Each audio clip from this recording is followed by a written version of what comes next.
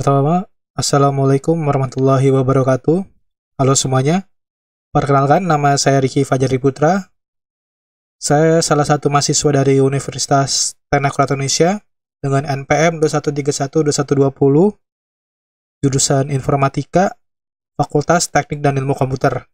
Di sini saya akan membacakan sebuah buku, itu dari Raymond STLE, tentang Natural Language Processing, Chapter 2, N-Gram Language Model. Oke, langsung aja kita mulai dari yang 2.1 Introduction.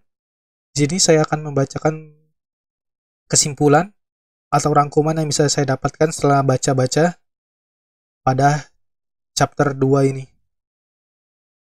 Oke.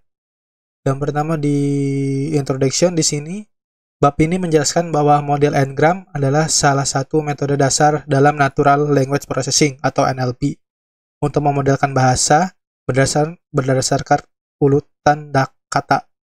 Pendekatan ini memanfaatkan kemungkinan kemunculan kata berdasarkan satu atau beberapa kata sebelumnya menggunakan hukum probabilitas. Contoh sederhananya, probabilitas kata datang setelah saya akan dapat dihitung dari frekuensi kemunculannya dalam sebuah korpus teks. Seperti itu. Jadi kita lanjut ke N-Gram Language Model. Oke, di sini yang bisa saya simpulkan setelah baca yaitu pembentukan model N-Gram bergantung pada chain rules dan probabilitas. Nah ini, language model and chain rules. Probabilitas kalimat dihitung berdasarkan probabilitas gabungan dari kata-kata yang membentuknya, namun disederhanakan melalui asumsi Markov, tergantung hanya pada n satu kata sebelumnya. Ini dia rumus-rumusnya. Terus kita lanjut ke Markov Chain in N-Gram Model. Sini yang bisa saya simpulkan, model N-Gram sering kali dianggap sebagai bentuk rantai Markov atau Markov chains yang mengasumsikan bahwa kejadian saat ini hanya bergantung pada beberapa kejadian sebelumnya. Nah, dalam konteks NLP, ini artinya suatu kata bergantung hanya pada kata sebelumnya atau bigram, atau dua kata sebelumnya, trigram, bukan seluruh kalimatnya. Jadi, ini rumus. Nah, di sini yang 2.4, live example. Contohnya dari buku The Adventure of Sherlock Holmes. Nah, bab ini menunjukkan penerapan N-Gram dengan contoh langsung dari novel klasik The Adventure of Sherlock Holmes. Nah, model ini digunakan untuk menganalisis dan menghasilkan teks baru berdasarkan pola kemunculan kata dari novel tersebut. Analisis ini membuktikan kemampuan N-Gram dalam mengenali pola bahasa dari teks sumber. Nah, di sini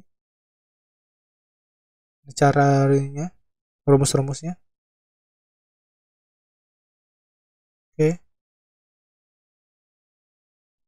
Lanjut ke 2.5 Shannon Method in N-Gram Model.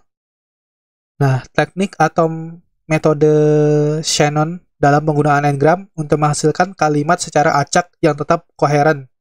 Atau teknik metode Shannon ini digunakan untuk menghasilkan teks secara otomatis berdasarkan probabilitas N-Gram. Nah, hal ini dilakukan dengan memilih kata berikutnya berdasarkan distribusi probabilitas kata-kata sebelumnya. Prosesnya dimulai dengan kata pertama, lalu memilih kata berikutnya berdasarkan distribusi probabilitas dan seterusnya. Ini yang bisa saya simpulkan dari semua teks ini. Lanjut ke yang terakhir, language model evaluation dan smoothing technique. Nah, di bab ini, model N-Gram itu perlu dievaluasi, dan bagian ini menjelaskan beberapa metrik evaluasi seperti pertama, perplexity, yaitu mengukur seberapa baik model memprediksi kata-kata dalam teks. Sini juga ada rumusnya. Ini for bigram. Oke, lanjut. Yang kedua ada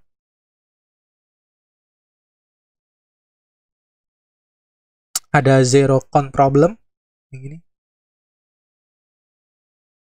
Jadi sama saja kayaknya. Lanjut ke zero count problems, yaitu masalah jika kombinasi kata tidak pernah muncul dalam data pelatihan. Oke, lanjut ke smoothing techniques. Teknik smoothing seperti Laplace smoothing, Atke smoothing, terus ada back off dan good turning.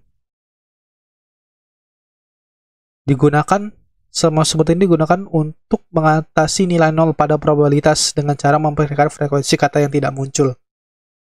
Itu saja. Nah, kesimpulan dari chapter 2 ini, model N-gram merupakan pendekatan dasar namun efektif dalam pemodelan bahasa alami. Meskipun memiliki keterbatasan seperti konteks yang pendek dan masalah data langka, metode ini tetap penting karena yang pertama, mudah diimplementasikan. Yang kedua, cepat dan efisien untuk tugas-tugas sederhana. Yang ketiga, menjadi dasar dari banyak pendekatan NLP modern. Nah, teknik evaluasi dan smoothing sangat penting untuk meningkatkan performa model agar lebih akurat dan prediksi. Dan mungkin itu saja yang bisa saya sampaikan pada chapter 2 ini. Dan terima kasih sudah menonton sampai akhir. Di next video, saya akan membuat chapter ketiga. Jadi tunggu saja videonya.